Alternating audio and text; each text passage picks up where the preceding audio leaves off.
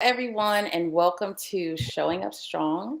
Our session today will be on the power of your network. We're really excited for you joining us today, and we have a really great panel to talk about networking. Before we get started, I just want to share a little bit about our leadership sessions that we've been having over the past few months. Kenya, who you'll see and hear from in just a moment, and myself decided that we needed to put together something a little bit formalized to showcase Black women in leadership, talking about different leadership topics. And our goal is really just to motivate, and inspire other leaders, emerging leaders, or experienced leaders, and share some things that can help make us all better leaders. This has been a really great series that we put together. And again, today we're going to be talking about networking. My name is Amy Thompson. I'm the CEO of Creative Allies. We are a digital marketing firm in Raleigh, North Carolina, and we focus on marketing for small businesses primarily, and we also focus on marketing for nonprofit organizations. So I'd like to take just a few moments and let our panelists introduce themselves. And I'm going to start with Stephanie, and if you could share a little bit about what you currently do, but also share about your journey of how you got to where you are. Oh, sure. And thank you for having me, Amy. My name is Stephanie Austin, and I am the CEO of Black Girl Group. And we are a full service staffing agency that connects men and women of racially diverse backgrounds to companies who are seeking to hire or outsource more diverse talent. And I like to tell people that for me, coming into Black Girl Group was a dream come true. I actually started Black Girl Group after being laid off of my full-time job in public relations. And from there, I literally had a dream that I would one day start this staffing agency that would be able to give more men and women of color an opportunity to have a seat at the table. And so my background is a little bit of PR, it's a little bit of SEO, as Amy knows, a little bit of everything. But right now it's very heavily focused on recruiting and making sure that folks are prepared to enter into the workplace so they can have a seat at the table. Perfect. Thank you so much for that. You're welcome. Sonia, if you could introduce yourself and again also share a little bit about your journey. Happy to. Thank you for having me, Amy. I am the chief executive at Courtroom 5. We make an online support tool for people representing themselves in court. How I got here, I grew up in Durham many decades ago. I'm a PhD electrical engineer. And so I'm not a lawyer. I got into this because I found myself in court without a lawyer. And because I sort of learned fast, I've managed to muddle through that experience. But I saw a lot of people, Black and brown disproportionately, who, like me, couldn't afford a lawyer at the time, but also who had really no hope of getting justice in that system without one. And this is my third entrepreneurial adventure. And so I have a sort of an orientation for solving big problems. And I realized there were a lot of people in that situation and that I had something that I could share. And so I got my business partner, is brilliant, is a librarian who had similar experiences. And we just sort of figured out over a lot of time a solution to this problem. And so that's sort of how we came up with Courtroom 5. Great. Thank you for sharing that. And Kenya, if you could do the same, introduce yourself and just share a little bit about your journey. Absolutely. So I'm Dr. Kenya Odor, and like Amy mentioned, this is also my passion project to elevate the voices of Black women for others to hear. And I, several years ago, left the corporate world where I specialized in roles around user experience, research and design, product strategy, and decided that it was time to partner with organizations rather than being a part of one. And so, in the role that I play, I try to find opportunities for myself and my team to help organizations remove assumptions about their market or their client. So, what do you understand to be the way that your client works with your products or your services today? And how can we validate whether or not, or invalidate those assumptions to make sure that you are solving the right problems and you're solving them in the right way? Um, I have a PhD in human factors psychology and industrial engineering. And my desire to leave corporate America was based on the confidence that I had in my network. Mhm. So this is a really timely topic, and I'm excited to talk about it. Good. Well, thank you so much. And before we jump in, the way that this will work, I'll just ask a few questions and ask each of our panelists to bring their experience and their insights to each of those questions. But before we get started, I do want to share kind of the three objectives that we have for everyone that's watching and listening. But we hope that you'll hear some creative ways that you can expand your own network. We also hope that you'll hear for many of us who are not natural at networking, you'll find ways to embrace it a little bit more and find ways that work for you. What are some of those better ways of networking? And then tips on how to collaborate with other professionals to expand your network. And that's the goal for this, is that you can walk away with some actionable things in those areas.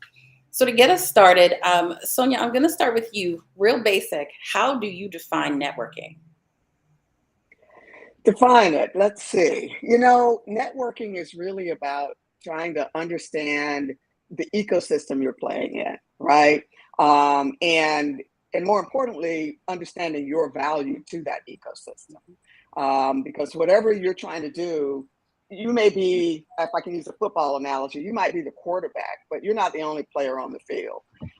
It's about what we are going to do, the goal, that we are going to make. It's never an individual game that we're playing. And so your network really defines your ability to meet your goals. That's good. Stephanie, what would you add to that? I think I would say that to me, networking, my mom describes it best. It's not about who you know, but about who knows you. And so just being able to connect with people and make an impact, try to figure out how you can make a difference in each person's life that you meet. In turn, hopefully they'll be able to come back and pay it forward to you. Yeah, great. And Kenya, what would you add? I would like to add, I think that Stephanie and Sonia touched on a lot of what I would define as networking. To add to that, I see networking also if you visualize a spider web and you're in the center. I envision or visualize networking to be that spider web, and the connections that you have, they then have their connections and they have theirs. And you kind of think about it growing outward and getting larger and bigger, but that network kind of spans different industries or different disciplines and that sort of thing. And that those are all connections of yours, either directly or indirectly. Good. And so to kind of recap that, there's, finding ways to add value to other people, which I think is extremely important. I'm a believer in this. It's not about who you know, but who knows you, and how you're building those relationships with people so people know what you do and what value you bring. And then, kind of what Kenya was talking about, when you do build your network's network is your network, right? So that spider web, if you think about that image, everybody that you know knows somebody that you could possibly know just with a quick email, with a quick phone call. So it is really important not just to grow the network, but to understand who is actually in it, 2 and 3 levels deep. And so that's why it's so important, I think, that we have this discussion. The next question that I want to ask, in your experience, when did you realize networking was important? At what point in your career did you say, you know what, I need to spend a little bit more time, or if I were to network more, this is what I would gain from it? And Kenya, I'll start with you on this one. Mhm. That's a really good question. I think I realized that networking was a thing. So first of all, I didn't always see it as networking. I just saw it as an opportunity to get to know people. And just by the nature of what I do for work, which is around understanding human beings in the context of what they do in their lives, I am a curious person and like to talk to people in that regard. At some point, I recognized that when you learn more about people and what they do, you realize that there is some connection to them directly or indirectly, or that it may not come about at that time, but that later on, what you learned about them may be useful to you, or you might be of use to them. When I got to a point in my career where I went into leadership and was ready to take on a new challenge, I recognized that networking was important at that point because I looked back and said, I've established so many relationships over the years in my industry and outside of it that I felt comfortable venturing out on my own, knowing that I could navigate that network and find opportunities. Good, good. What about you, Stephanie? When did you realize that networking was important? I'm gonna say I'm still learning that networking is important. It's an ongoing process for me. For me, I am naturally an introvert, and most people are surprised by that because I do have a background in PR, and I also own a staffing agency. And so, from the outside looking in, people think that I have, an extroverted personality, and I actually don't. And so, for me, networking is actually hard. I can walk into a room, and I'm not gonna be that person who works the entire room at an event. In fact, I'm probably going to stand back and wait for someone to come talk to me just because sometimes just being around so many people, that's a little scary and intimidating for me. And so for me, whenever I show up in a room, I'm always trying to figure out how can I be of service. So I may attend an event, but I may see someone working in catering and saying, "Hey, can I help you with this plate?" Or I'm always trying to figure out like how I can help and how I can be in addition to the room that I'm in. And a lot of times that means playing the background. But what I have learned that even in playing the background and just showing up and being of service, that's also really important because you learn to meet so many people behind the scenes versus trying to meet, the person who's out front. Especially in the industry that I work a lot in, which is entertainment, is oftentimes, people see the glitz and the glamour of being up front, but they never get a chance to meet the person who's behind the camera. For me, because I value not being in the forefront, but I value the background, just being able to step in and realizing that everybody has a role. And like Kenya said, just learning to meet those people who play those different roles and trying to figure out how those pieces come together. So I would say for me, networking being important is something that I'm continuing to learn. But most importantly, when you show up, don't show up to network, but simply just show up trying to figure out how you can be of service. That's good. That's good. Sonia, how about you? I think I wouldn't have called it this at the time, but I think I first picked up the value of networking in high school. I've always been really ambitious, and I remember one time I wanted some student government office or something like that. I ran for it, and I lost, and I was shocked because I thought I was the best candidate, right? But to Stephanie's point, it's not who you know or what you want; it's who knows you, right? And so I decided to make sure that people knew me after that and use some what we now understand as networking skills to make that happen. More recently, though, I run a tech startup, and my number one job as CEO is to make sure we don't run out of money, right? Right, as we're trying to solve, figure out the solution to a problem and drive revenue and all that, we need investors. And so, one of the things I've had to learn to do over the last few years is fundraising. And no matter who you talk to about fundraising, step number one in the process is to survey your network and understand who you can get to that might have the funding and other resources that you need. And so I've had to learn networking at a whole new level in order to get that done. Yeah. I think what's important about what you've all said is that networking means a lot of different things and its use is so broad. I think for me, I always thought networking was about an event. Kind of like what Stephanie was talking about, how I wouldn't go, right? You at least went to the event and then shot away. I just wouldn't go. I'd be like, I'm not interested because it would be so overwhelming and terrifying. But for me, when I started to run a business, I realized networking is really about relationships and it can be one on one. It could be two or three people at a time. It doesn't have to be something so overwhelming at times. So I do think it's also important to recognize that networking isn't just one thing. It's so many different things. Like Sonia was saying, the investment part of it. Like there's so many different facets of it. So I appreciate that. One quick poll. I think I can guess the answer to this, but is networking easy or hard for you? Just based on what you talked about quickly, just easy or hard? I mean, Hard. for me, it's hard, but I think it It, depends. mm, I think it's work. It's neither easy or hard. It's mm, just one of those things you have to do. yeah, like a journey, just a part of being a good leader, part of being a CEO, etc. Yeah. Well, that's good. Okay, let's move into kind of the benefits of networking. So it's one is understanding what it is. Two, it's getting comfortable that it's something you probably have to do if you're going to be successful. But what are some of those benefits that you might get back? And so all of us here are entrepreneurs. Can you share any specific examples of how networking has improved your business or helped your business? I'll start with this one because I want to mention Sonia I met through Kenya. And for me, networking and referrals for your business is huge. And Kenya is somebody that's constantly telling people about my company and then introducing me to other people. And so even without asking or much effort, she's always looking to see, well, who can I connect, right, with Amy or the other people that she knows. And so for me, it's evident how making good connections can help you grow your business, because you might be able to offer something that someone else needs. You might not know them personally, but you could know someone who knows them.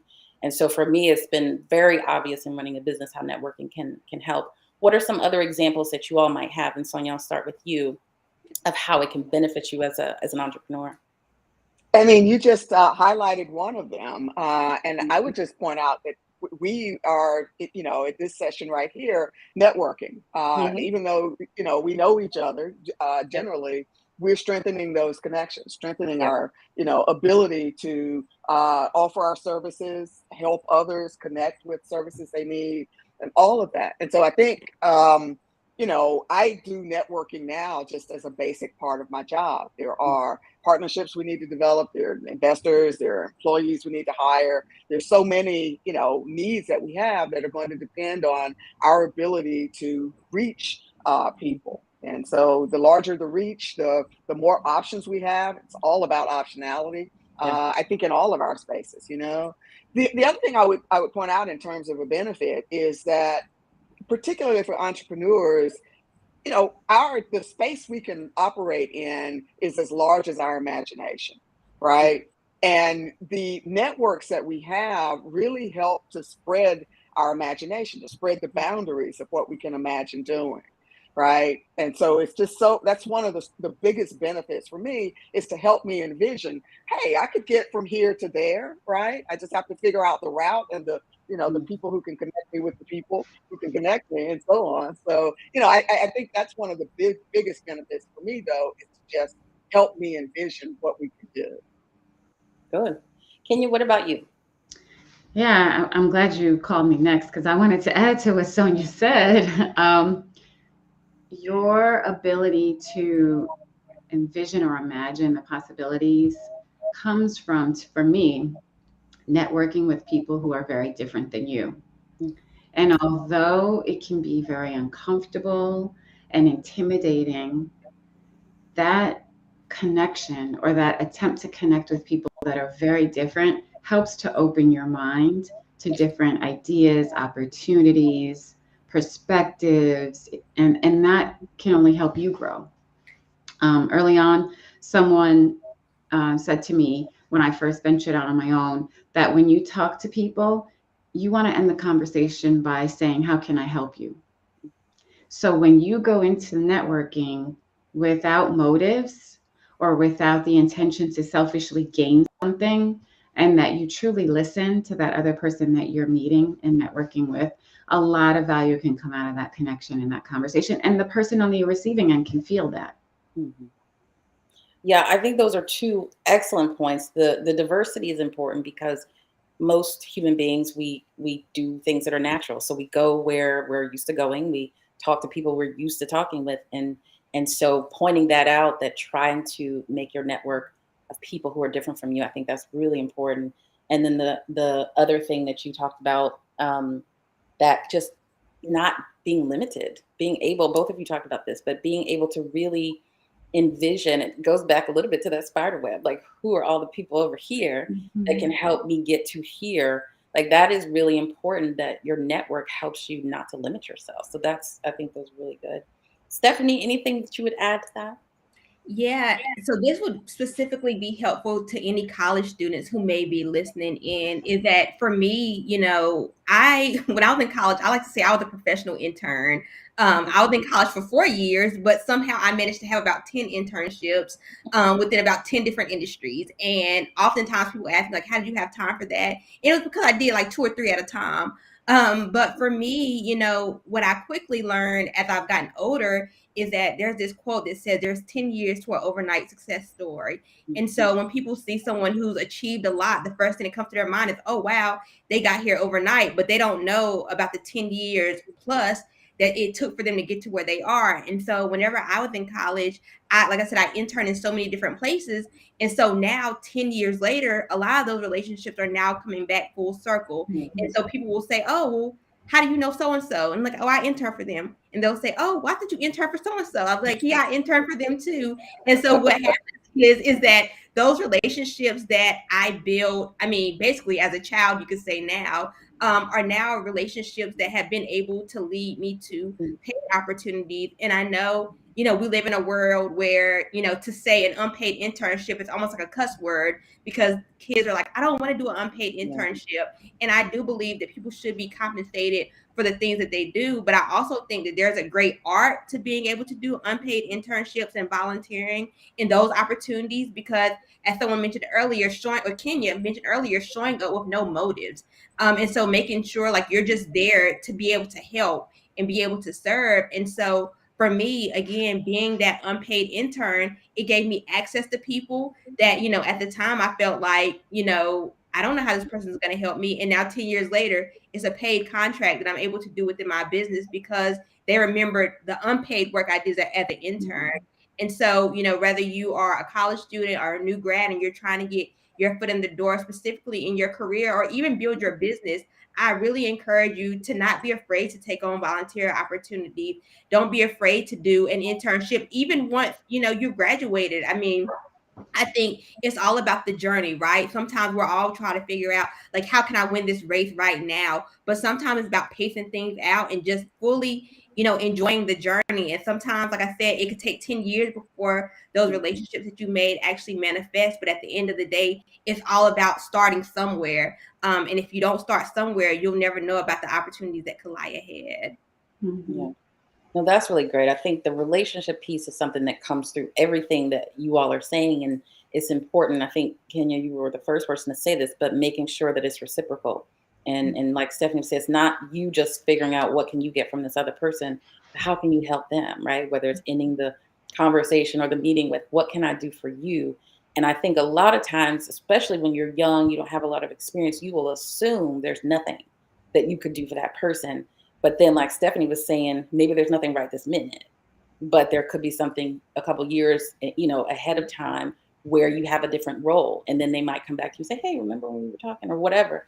And so, just keep in mind that it is all about building relationships and identifying where you can help someone else, and not just where they can help you. So, I think that's really great.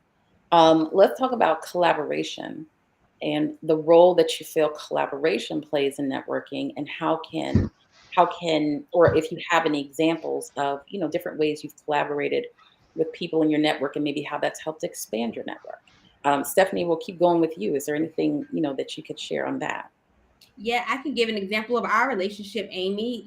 Someone introduced the two of us, and so we connected. We didn't really know initially how we would be able to work together, Mm, but what we decided to do is that we would check in every single week as entrepreneurs and just brainstorm ideas, yeah, brainstorm partnership opportunities. And we do that consistently. And like you said, we share opportunities and we collaborate together on so many projects. And yeah, so that's really been helpful too, because I know, specifically as an entrepreneur, and especially as two entrepreneurs who hate networking, ironically enough, it can be lonely sometimes, especially if you mhm, don't know a ton of people. So being able to collaborate with other entrepreneurs, especially in this virtual world, has really been helpful, not only to my business, but to me as an individual as well, because it reminds me that even though, I work from home, as many people do, it reminds me that as an entrepreneur, I'm not on this journey alone. And so I Mhm. highly encourage collaboration. I have a friend who actually says collaboration over competition. And I highly mhm, encourage that mindset for all entrepreneurs. yeah. Good. Sonia, what about you? And I think of collaboration as a natural extension of networking, Mm, right? So, we all hate going to certain events, right? mm, But it just becomes a part of the job mm, sometimes.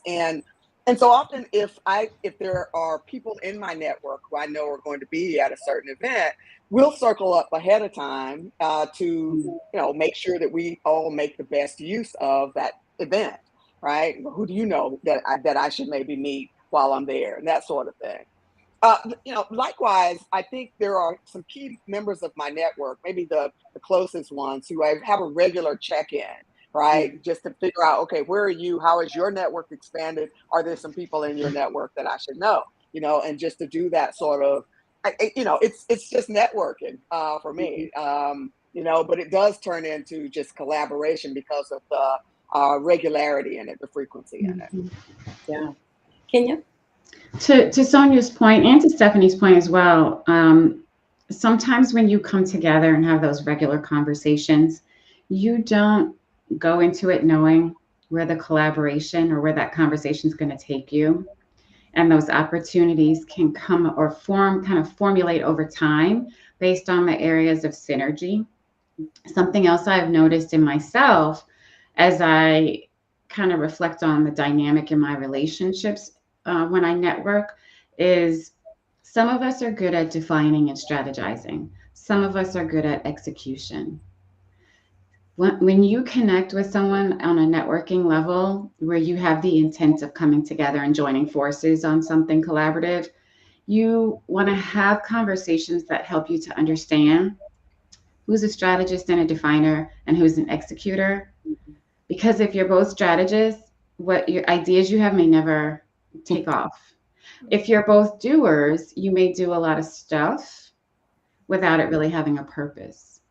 And so you want to come together when you're having networking conversations to see what type of dynamic would I have with this person. If you're similar, that's okay. Just know that those conversations need to have that intent, or you need to pull in some other folks in your network that can then help. And it doesn't, one is not better than the other. It's just that we're different. And you want to complement one another in that collaborative engagement. Yeah. I think that's a great point, and it goes back to what you said earlier about making sure your network is diverse and you're not just Mhm. networking with people exactly like you, because you can get much farther with some of your ideas if you have some complementary skills. And then I think networking be or collaboration being an extension of networking, I think it's important, like Sonia said, that they kind of go hand in hand, and you can network in these small groups of people and brainstorm with people, ideate. I honestly, Stephanie, I don't even know how many years it's been since we met, but I actually forgot that it was somebody. I think it was through LinkedIn or something. It was like, you should talk to this person. Okay.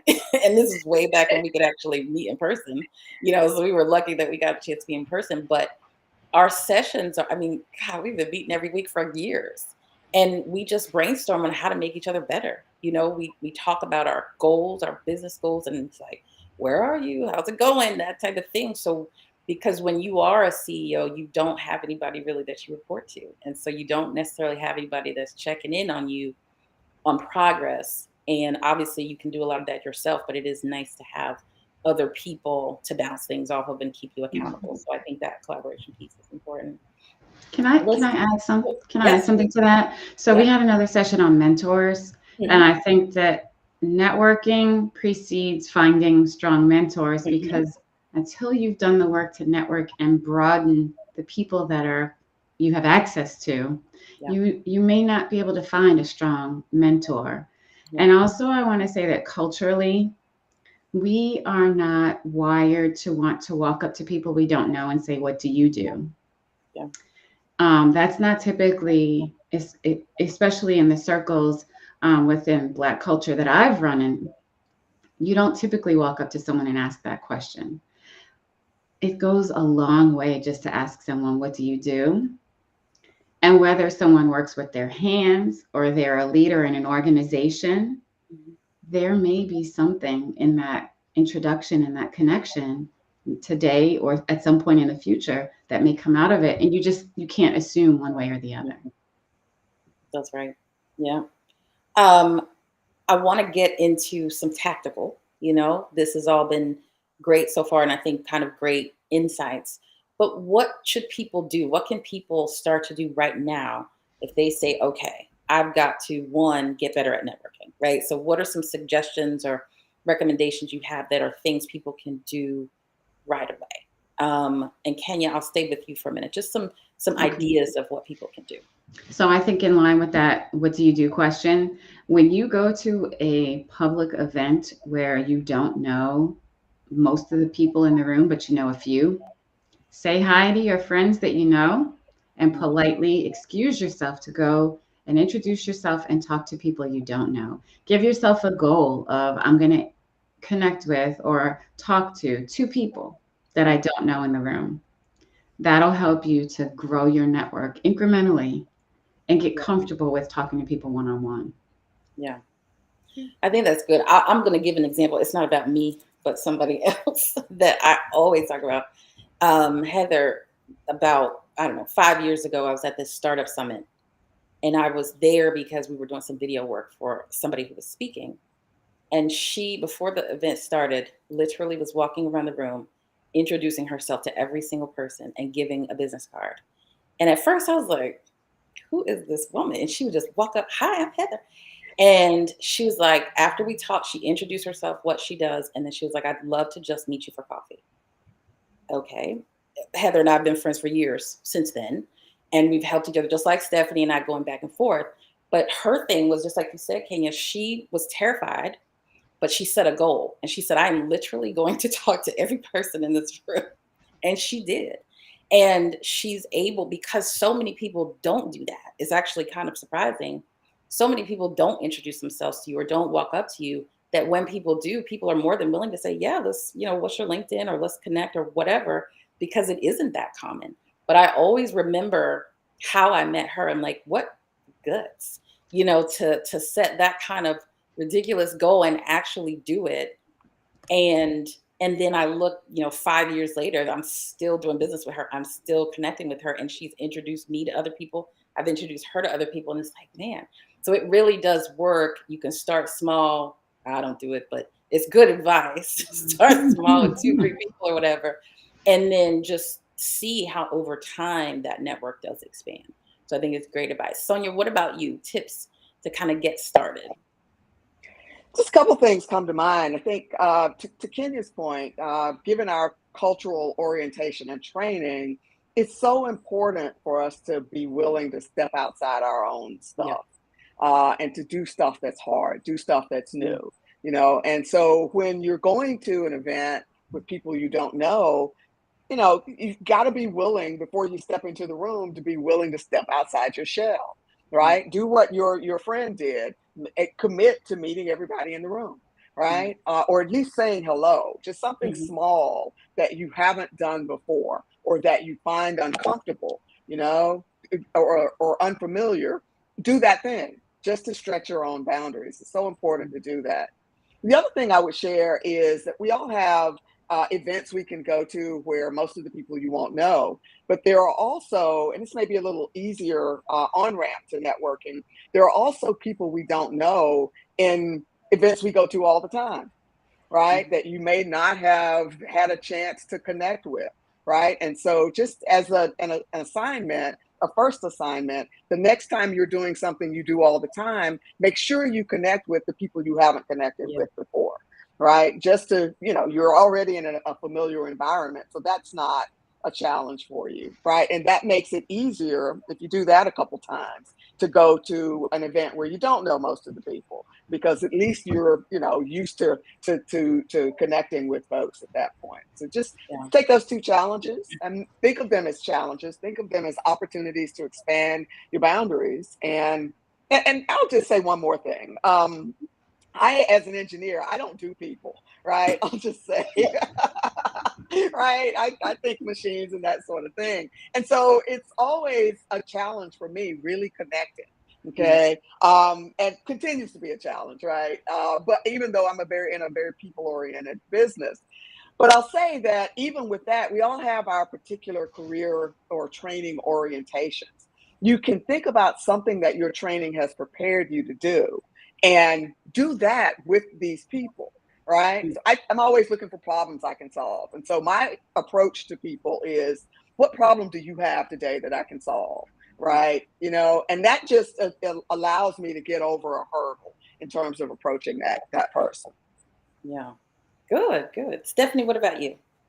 Yeah, so I actually have a funny story. For one, so I'm big on quotes, and so I'm always a big believer, even though sometimes it's hard for me to actually follow it. Is to not let the fear of striking out keep you out the game.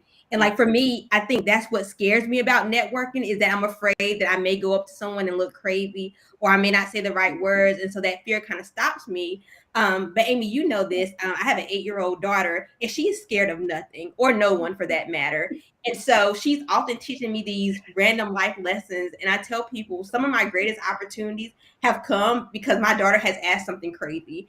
And so yesterday, we took an impromptu field trip to a flight school by RDU. And we were supposed to just be watching the planes take off. That's it, only watching. And so my daughter sees a pilot and she walks up to him and she said, "Hey, can you give me a tour of your jet?" And I'm just like, "Don't do that. Like, leave that nice man alone." And she was like, "No, mommy, let's just ask him." And I'm like, oh my God. So she asked him and he says, "Oh, sure." And so here we are on a random Tuesday looking at a tour of this private jet.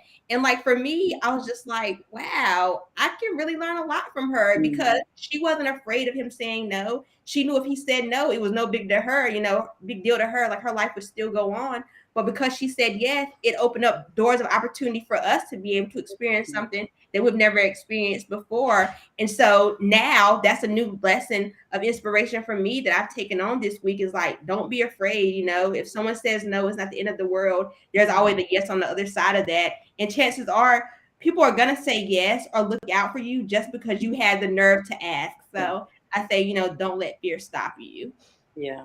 Well, I can certainly imagine her doing that. She's a very vibrant young lady. But I think that is so important. And like, what Sonia was saying, like take small steps, step outside of your comfort zone, but you don't have to jump, just take like little steps.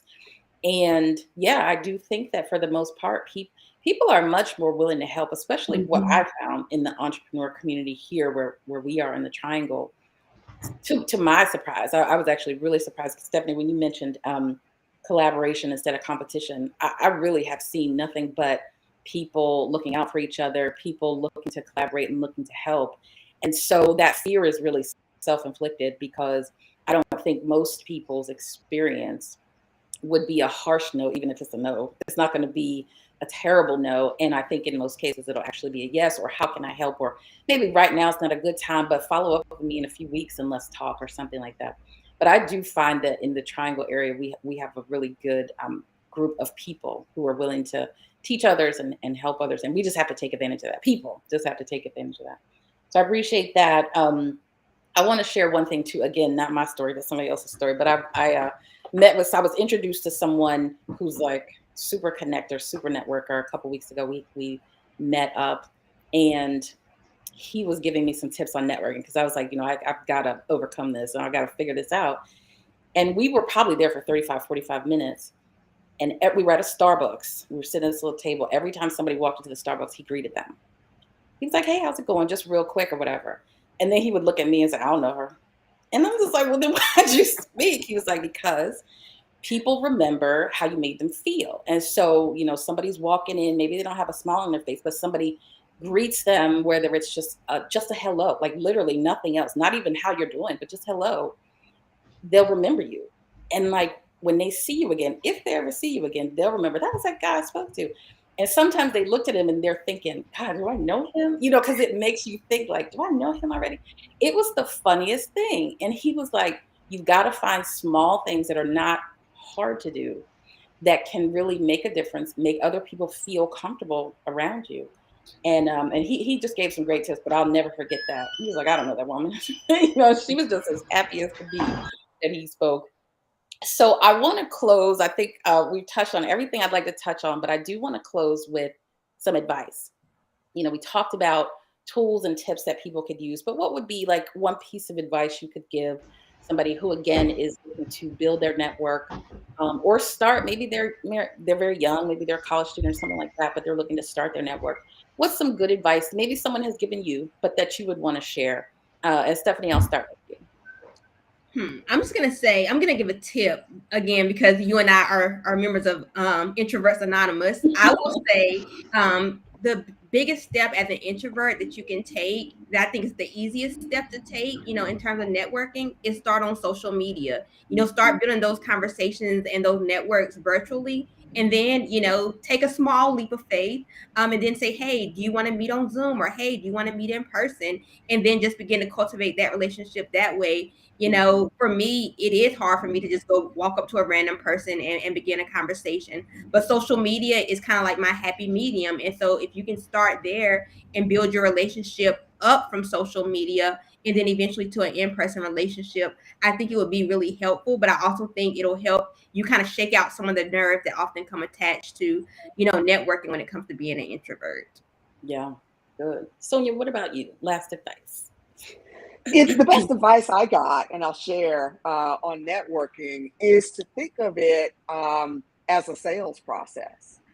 Essentially, we are all selling ourselves, no matter what, nonprofits, for profits, jobs, whatever it is. We're always selling something anyway, right? And so that's something that you have to learn. Sales is something you have to learn to succeed. Networking is really just another form of it, right? You're again selling your ability to help people in whatever way you can. And so when you think about it in that way, I think it helps you get over a lot of the social challenges and obstacles that we all experience. So I would just recommend that people think of it as selling your ability to grow your network and your ecosystem. Good, good. And Kenya? So if you think about yourself on the receiving end of the question, how can I help? Assume that the person in front of you never asked you that question. But if you had the opportunity to ask them, tell them what you need. So if you can tell someone else, sometimes we assume that we should have all the answers. And if we don't want someone else to know that we don't have all the answers. Take the opportunity to let someone know, even if it has nothing to do with what they do or what they know. Take the opportunity to share with them what's on your mind, what's what you're looking for, what you're trying to do, where you're stuck. Because sometimes people know other people, and if they can't answer that question for you directly or give you the assistance you need, they may know someone that can. So the more you share with other people, when someone says, how are you? Tell them what's going on, because they may actually be able to help you. Good. And I'll just add, something that I've learned this year. I mentioned before, I'm not a fan of events, but what I have done is create my own. And so one of the things I would say is find something that you are good at. This series that Kenya and I are doing, I have thoroughly enjoyed it. Who knows how many people are watching, listening, or whatever, but it doesn't matter to me. There's only a couple people right here. We're just having a conversation. But through this, Kenya has introduced me to multiple people that I would have never met outside of that. People who listen, or, Kenya, there's somebody from Greenville that went to our event there, constantly emailing back and forth. And so it's like people, again, back to who knows you versus just who you know. It's so important. And so find something that maybe you're good at that isn't that traditional networking that you can do to kind of get started. Social media, like Stephanie mentioned, I think is important. But for me, I started my own live show, which I never thought I would do. But again, it's just me sitting on this little couch talking to people one at a time. But you're able to build your network. So even if it's only one at a time or two at a time, that's okay to get started. You can start small, I think, as long as you actually just start. And that's the most important piece. And so anything else that you all would like to share before I wrap up? My phrase, it seems like that relates to everything, is get comfortable with being Yeah, uncomfortable. for sure. Sometimes we have to be uncomfortable, and that helps us to get through some of those uncomfortable moments. Yeah, absolutely. Well, I want to thank our panelists today. This has been a great discussion. I think great insights were shared, great tips, and things that you should be able to act on pretty quickly to start to really build your network, develop your network. And so we definitely appreciate everyone's time for joining us. And, like Kenya said, be comfortable with being uncomfortable. And eventually you will get comfortable and then find something else, that you can work on to start with. But I think there's been a lot of great information here. I do want to mention we have another session coming up where we're going to talk about general leadership lessons. This is currently, this is our fourth session. We talked about branding, personal branding. We talked about mentorships. We've talked about entrepreneurship, and then today networking. We're going to tie everything together a little bit and just talk about general leadership lessons. That's going to be on October 5th. And you can go to showingupstrongnc.com. You can register there. You can also catch the replays of our previous events, including this one, in case you missed anything. And again, we just appreciate everybody's time and hope to see you soon. Thank you all for being here, panelists, and thank you all for watching.